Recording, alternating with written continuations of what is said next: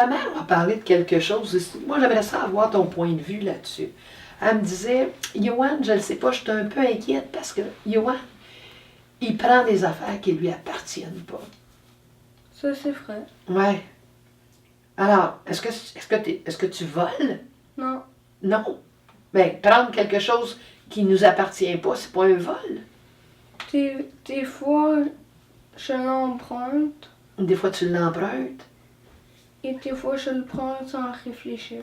Quand j'écoute Johan, je peux quand même dire, bon, c'est sûr qu'il n'a pas tout à fait le même topo que Alec, qui a aussi le syndrome de Tourette. On voit que c'est pas parce qu'on a le syndrome de Tourette qu'on est pareil. Pas du tout. Même au contraire, on voit qu'il y a des moments différents. Puis là, ce que je constate, c'est que Johan, il est moins conscient de tout ce qu'il vit, qui fait vivre.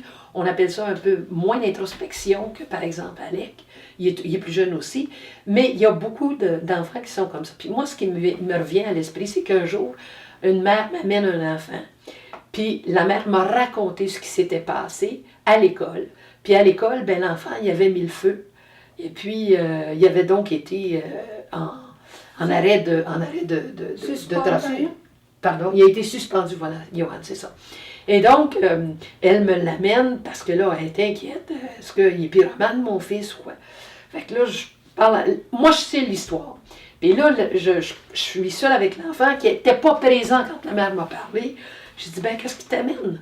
Ben, je sais pas. Moi, c'est maman qui veut que je vienne. Ben, je dis, oui, mais il s'est passé quelque chose de spécial. Ben, non, je vois pas. C'est un enfant quand même qui a 14 ans, là. Comme Alec. Comme Alec. Et puis, j'ai dit, mais il s'est passé quelque chose. Puis là, j'essaye de le questionner. Puis c'est passé quelque chose à l'école, là, récemment, là.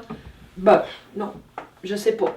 Et puis, c'est incroyable à un point que souvent, des gestes sont posés tellement, je dirais, sont pas conscients. C'est pour ça que j'ai dit au tout début de l'entrevue que c'est important de cette prise de conscience-là, de les amener à cette prise de conscience.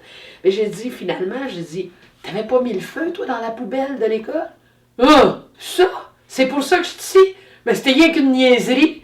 Moi, il n'y a rien là. Voyons donc. Alors, pour l'enfant, c'était comme, c'était moins que rien, c'était pas une provocation, c'était pas même, c'était pour faire rire les autres, mais en même temps, c'était inquiétant, parce que c'était à répétition. Puis souvent, c'est, ben, c'était pas grave, tu sais, ouais, ben oui, mais t'as cassé la vitre de l'auto, mais je savais pas que ça allait la casser, moi. Tu sais, c'est comme un peu innocent, là, puis vraiment dans le sens plus pas capable d'avoir d'insight. Fait que des fois, on a ça aussi, c'est plus difficile avec certains enfants parce qu'ils n'ont pas cette conscience-là qui est développée. Puis c'est pas tout le monde, parce qu'on a vu tout à l'heure Alec qui est quand même bien conscient. Peut-être Johan un peu moins conscient. Et puis, il y a des fois où on a